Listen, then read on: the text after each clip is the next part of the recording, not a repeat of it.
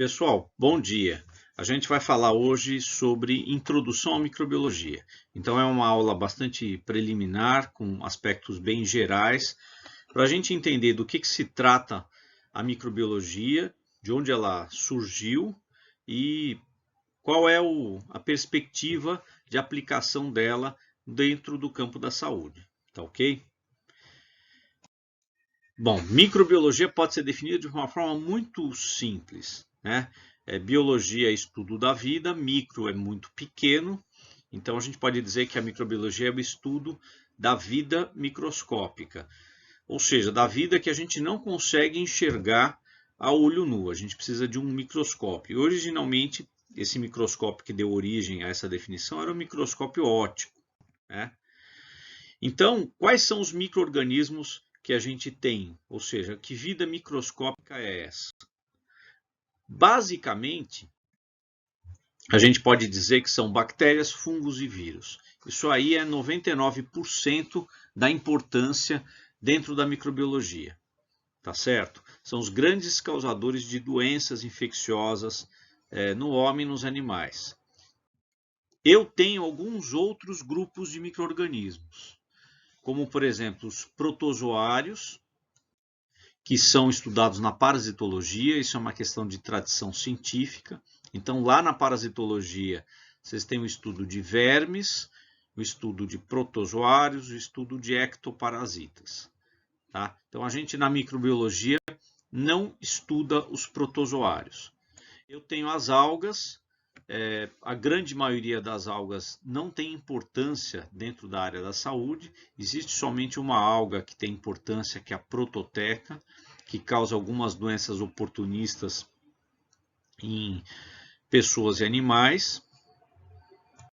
Os viroides, que é um troço bem esquisito, que são as fitas de RNA bem enroladinhas, que são capazes de causar doenças em plantas, mas não causam doenças em animais. Eu tenho os prions, que são os causadores da famosa doença da vaca louca e de uma série de outras doenças que afetam o sistema nervoso central e que são graves, de curso rápido, para as quais a gente não tem cura. No final das contas, isso aqui é o importante, como eu havia dito. As bactérias, os fungos e os vírus. É esse grande tripé aí que sustenta a microbiologia. E aí eu vou falar um pouquinho de histórico, né? Se a gente está falando de vida microscópica, dá para perceber que a microbiologia só pode surgir quando ocorre a invenção do microscópio. Quem inventou o microscópio foi um holandês chamado Zacarias Janssen, aparentemente junto com o pai dele, que inventou o microscópio composto, que é esse que está sendo mostrado aqui na figura, tá?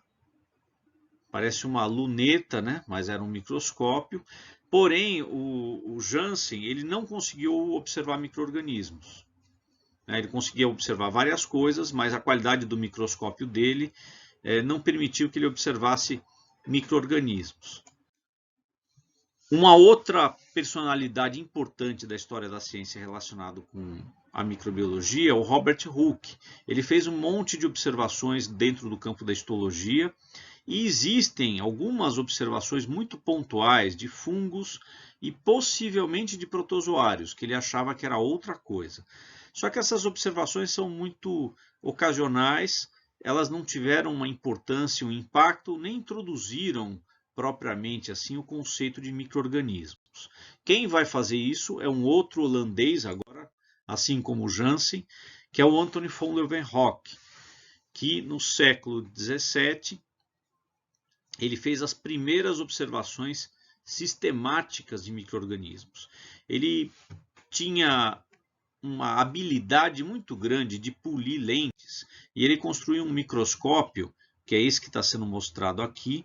Reparem que não tem nada a ver com o microscópio moderno que a gente conhece. Ele tinha essa placa metálica, uma agulha na qual ele colocava a amostra que ele queria observar e uma única lente. Então reparem que o microscópio do Leeuwenhoek ele é diferente do Janssen. Ele não é composto, ele não tem duas lentes, ele tem uma única lente. Mas acontece que a habilidade dele de polir lentes era tão boa que esse microscópio era muito bom e ele conseguiu observar micro-organismos, protozoários, que são razoavelmente grandes, fungos e até algumas bactérias. Então existem desenhos do Leeuwenhoek que, para nós, parecem bactérias. Ele mandou esses desenhos para a Real Academia de Ciências de Londres. Eles aceitaram os desenhos e consideraram que sim, existia vida microscópica e isso entrou para a história. Então a gente pode dizer meio que o Leeuwenhoek é o grande pai inicial da microbiologia. Outras descobertas dentro da história da ciência vão acontecer somente no século XIX, isso em relativo à microbiologia. Tá? Porque é comum as pessoas pensarem que, bom, descobrimos um micro-organismo, descobrimos a causa das doenças infecciosas. Isto não aconteceu. O Leeuwenhoek descobriu o micro-organismo, as pessoas olharam e pensaram, ó, mais uma criaturinha de Deus. E ponto. Ninguém associou micro-organismo com doença. As pessoas não acreditavam que algo tão pequeno pudesse fazer tanto mal. Então passou um lapso de tempo de quase 200 anos entre o século XVII e o XIX, por isso que eu coloquei essa seta aí, em que a gente não tem associação de micro-organismo com doença. Existem uma série de outras descobertas, a gente até chama esse período de transição. Então existem uma série de pesquisadores importantes, o Francesco Redi, que ele tenta derrubar a teoria da geração espontânea, o Linnaeus, que estabelece um sistema de classificação e nomenclatura que persiste até hoje, e o Spallanzani, que também foi outro que tentou derrubar a teoria da geração espontânea. Para nós, o que interessa aqui é o século XIX, que é o século de ouro da microbiologia. Esse é o século que vai revolucionar a parte das doenças infecciosas. E nesse século aí, né, se a gente for pensar, tudo isso que a gente está falando tem um grande fio condutor, que são as doenças infecciosas. Então, dentro da área da saúde, essa é a grande importância dos micro-organismos. Né? Então, inúmeras doenças humanas, como sarampo, cachumba, raiva, herpes, pneumonias, diarreias, varíola, peste bubônica, gripe, ou veterinárias, como raiva, sinomose, febre aftosa, diarreias as mais variadas, ornitose, que é uma doença de aves, anemia infecciosa equina, mormo, doença de Newcastle, que é de aves também.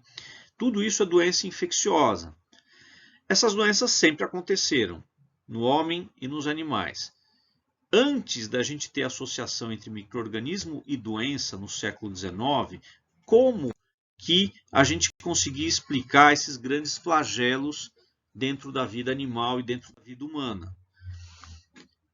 A gente pode pegar a varíola como um exemplo de como as doenças infecciosas tinham um impacto absurdo na vida, né? A varíola humana, ela causava uma série de pústulas no corpo, essa imagem está mostrando aí. As pessoas ficavam com um aspecto muito feio, mas isso obviamente nem era o pior. Existia uma letalidade muito alta. Então reparem, 1/3 das crianças morria de varíola. E dos que sobreviviam, muitos ficavam cegos e o restante ficava com cicatrizes pelo corpo inteiro. Então era uma doença, vamos dizer assim, inesquecível. Né? Você tinha sempre alguém que tinha morrido na família, pai, mãe, tio, irmãos ou filhos, e quem não morria ou ficava cego ou ficava marcado para o resto da vida. Então as doenças tinham um impacto muito grande na história humana e na história animal. Uma frase que corria na época da varíola e que dá a dimensão da importância que as doenças infecciosas têm, é essa aí. Nenhum homem pode contar os filhos que tem até que todos tenham tido varíola, porque certamente muitos iriam morrer de varíola. Inclusive por isso que as pessoas tinham muitos filhos, porque alguém tinha que sobreviver. A grande maioria morria de doenças infecciosas as mais variadas. Então as doenças eram um enorme flagelo. Tá? E a explicação que as pessoas davam para essas doenças infecciosas eram explicações mágicas. Uma delas famosa era a famosa teoria dos miasmas, que eram como se fosse um veneno do ar, uma atmosfera tóxica que acabava produzindo as doenças. Mas existiam muitas outras, como bruxaria, castigo de Deus, possessões demoníacas, olho gordo de pessoas invejosas e assim por diante. Repare que essas explicações perduraram literalmente por séculos. Mesmo quando Leeuwenhoek viu o micro-organismo, ele não associou com doença infecciosa. E mesmo nos 2 séculos seguintes. É no século XIX que a gente vai ter a quebra dessa crença e a gente vai ter realmente um enorme avanço científico dentro da área da microbiologia. Tá? Por isso que o século XIX é considerado o século de ouro. E aí, se a gente pegar o século XIX, tem 2 nomes, dentre os muitos que contribuíram para a microbiologia, que são essenciais. Um deles é o Louis Pasteur, que é considerado um dos pais da microbiologia moderna. Ele fez inúmeras contribuições para a microbiologia. Ele derrubou definitivamente a teoria da geração espontânea. Ele idealizou processos de controle como a pasteurização, inicialmente para vinho e depois ela posteriormente foi aplicada ao leite. Desenvolveu muito as vacinas, tá? Aqui eu estou citando o cólera aviário e a raiva. E lançou as bases para se descobrir a origem microbiana das doenças infecciosas. Então, efetivamente, ele contribuiu demais para a ciência.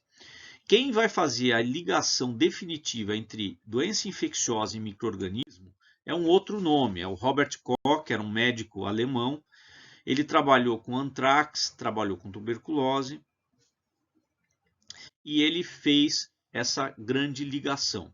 E ele fez essa ligação com alguns experimentos que depois ficaram conhecidos como postulados de Koch, que era basicamente um protocolo para você provar que uma determinada doença infecciosa era causada por determinado micro-organismo.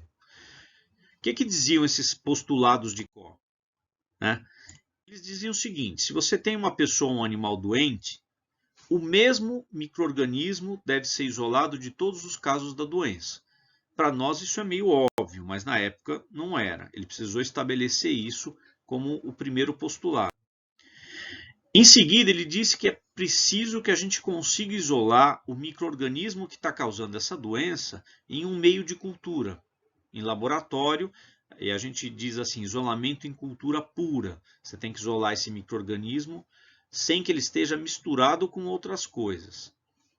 A partir daí, você tem que ser capaz de infectar um animal de laboratório com esse agente que foi isolado e reproduzir a mesma doença. E por último, eu tenho que reisolar o agente infeccioso deste animal de laboratório novamente em cultura. Se eu fizesse todos esses passos aqui, eu provaria que um determinado micro-organismo causa uma determinada doença. O Robert Koch deu uma contribuição imensa para a microbiologia. Inclusive, ele deve os avanços que ele deu a alguns pesquisadores colaboradores dele, especialmente a esposa de um colaborador chamada Fanny Hesse, que descobriu na China, em uma viagem aparentemente de turismo, um prato chinês que tinha uma gelatina que ficava sólida em temperatura ambiente. E na época eles tinham muita dificuldade de fazer isso aqui, o isolamento em cultura. Não existia meio sólido, só meio líquido. Ela levou a descoberta dela, que vinha de uma alga, para a Europa. Eles isolaram o componente da alga e introduziram nos meios de cultura uma coisa chamada agar, que é o que torna os meios de cultura sólidos. Com isso, o grupo do Koch revolucionou a ciência e publicou inúmeros artigos num curto espaço de tempo, descobrindo a causa das doenças infecciosas.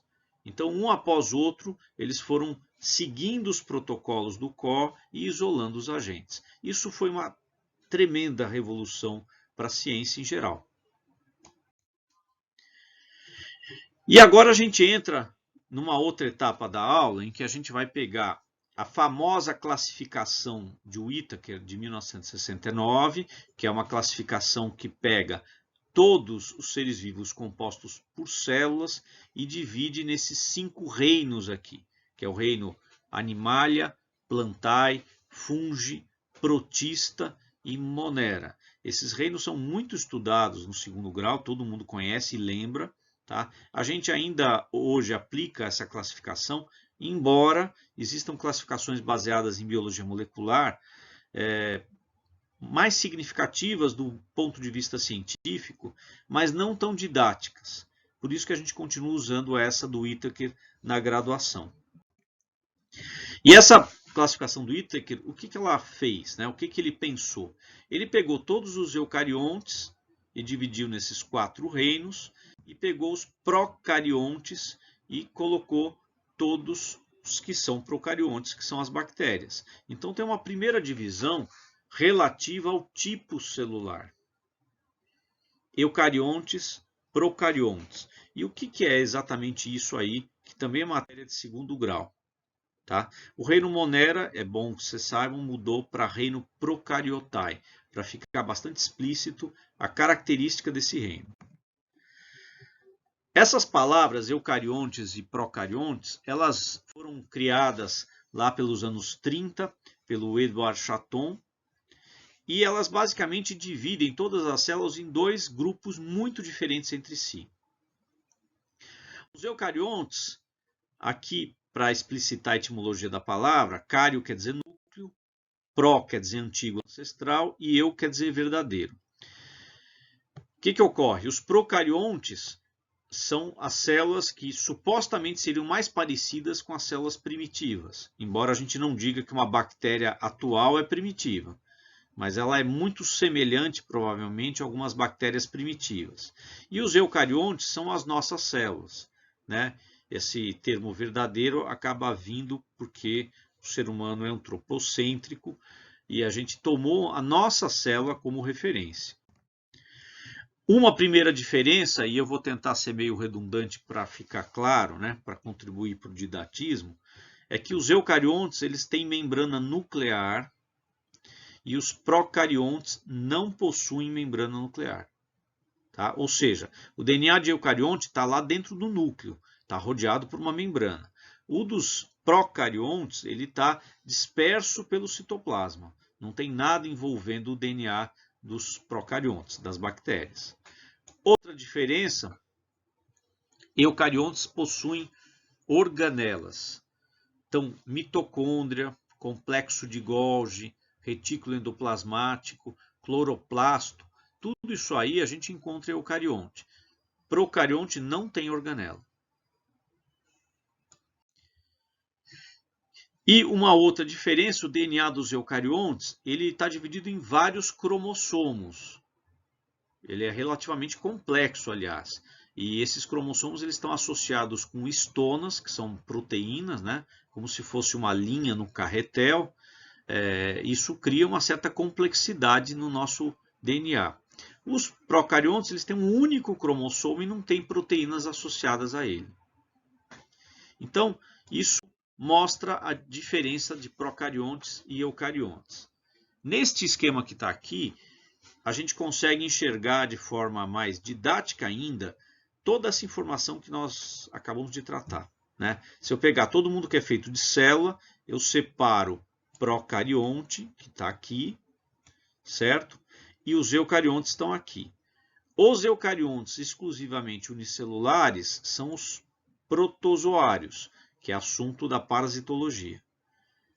Os eucariontes que são multicelulares, aqueles que fazem fotossíntese a gente designa planta, os que ingerem alimento que cai numa cavidade para sofrer digestão são os animais, e aqueles que absorvem nutrientes a partir de uma série de estruturas são chamados de fungos. Então eu tenho aqui os 5 reinos, né? Plantas, fungos, animais, protozoários, bactérias. Então aqueles 5 reinos do Whittaker estão aí. No contexto da micro, e cadê os vírus, hein? Os vírus são extremamente importantes para a microbiologia, Por que eles não estão nessa classificação? Por um motivo muito simples. Eles não são células, tá? E essa classificação foi feita para quem é composto de célula. Então, portanto, a gente diz que os vírus são acelulares. E agora vamos discutir por que a gente estuda a microbiologia num curso da área da saúde. O motivo mais óbvio, e quando a gente faz essa pergunta, basicamente todo mundo responde isso, é o fato de que micro-organismos causam doenças infecciosas. Então eu tenho sarampo, tuberculose, micoses, cachumba, uma série de doenças, algumas a gente já citou, ou a própria coronavirose, que a gente está vivendo a pandemia nesse momento, está vivendo um momento histórico de forma meio sombria, mas isso mostra a importância que as doenças infecciosas sempre têm na nossa vida, tá? Na nossa vida, na vida dos animais. Então, doença infecciosa é provavelmente o fator mais importante pelo qual a microbiologia ela tem que fazer parte de qualquer curso da área da saúde, né? Medicina, veterinária, biologia, farmácia, enfermagem, nutrição, fisioterapia, qualquer curso, estética, tem que contemplar a área de microbiologia, tá? Porque vai estar lidando com algum aspecto ligado às doenças infecciosas.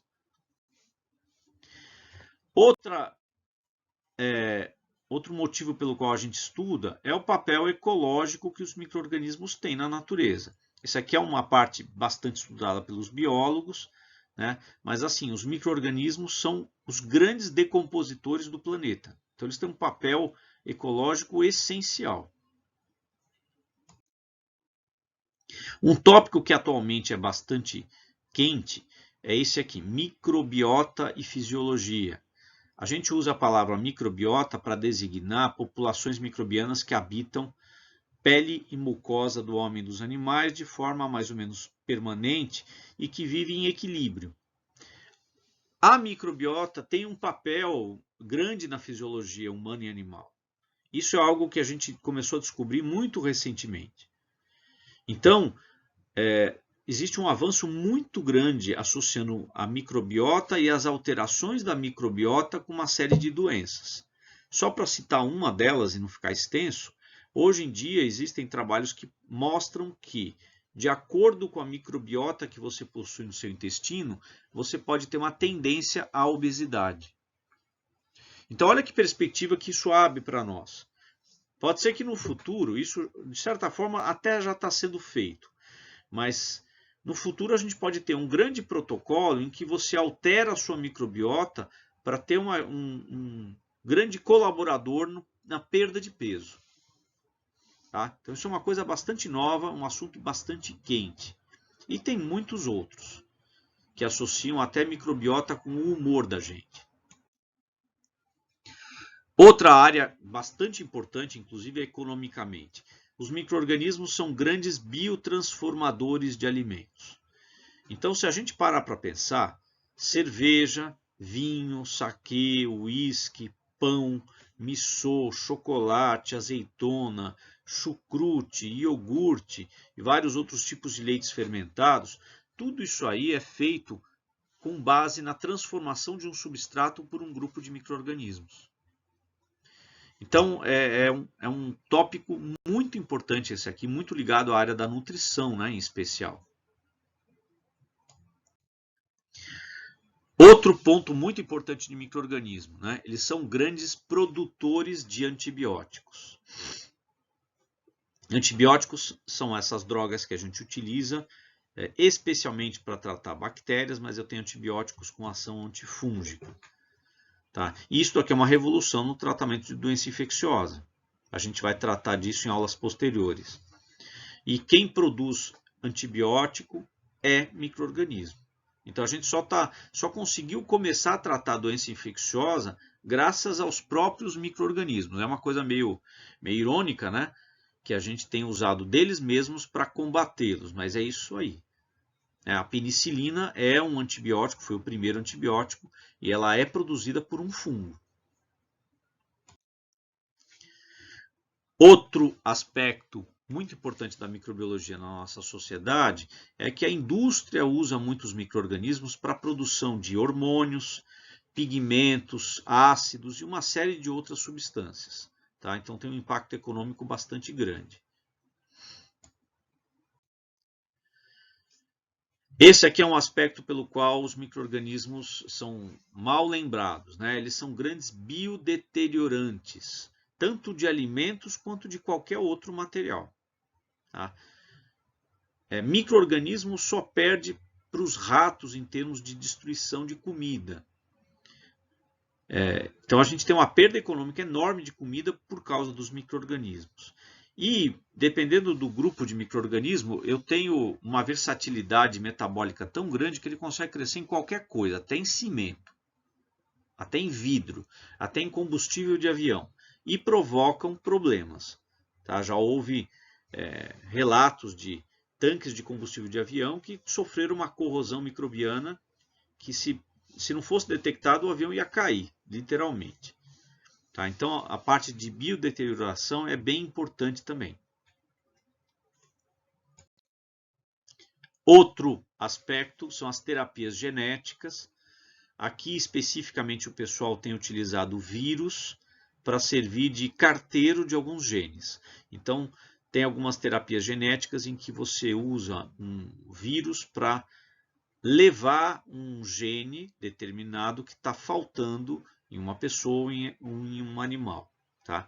A gente tem, se isso aqui funcionar, porque até hoje as coisas são muito polêmicas nesse campo, mas se isso funcionar de forma regular e sistemática, a gente vai poder curar pela primeira vez doenças genéticas de forma regular. Tá? Então é um futuro muito interessante esse aí. Outro ponto bastante importante é biotecnologia. Os micro-organismos eles são usados. É claro que aqui também tem um aspecto da indústria, mas eu quis destacar que eu posso manipular micro-organismos e fazer com que eles produzam para mim coisas que são importantes, como por exemplo insulina. Eu posso colocar um gene que codifica a insulina numa bactéria e fazer a bactéria produzir insulina para mim. Tá? Isso é muito interessante. E alguns micro-organismos são usados em controle biológico. Então, a agricultura em especial usa muito alguns fungos para controlar certos insetos. Usa bactérias também. Tá? Então, aqui é uma coisa mais associada à questão agronômica. Então, com isso, a gente meio que viu, pelo menos não totalmente, sempre existe algum aspecto da microbiologia em alguma área que a gente deixa de falar, mas esses são os mais importantes e os mais falados aspectos que explicam por que é importante estudar microbiologia. E com isso, a gente encerra essa primeira aula e posteriormente a gente vai fazer uma aula síncrona para conversar sobre tudo isso aí e tirar dúvidas. Tá ok, pessoal? Até lá!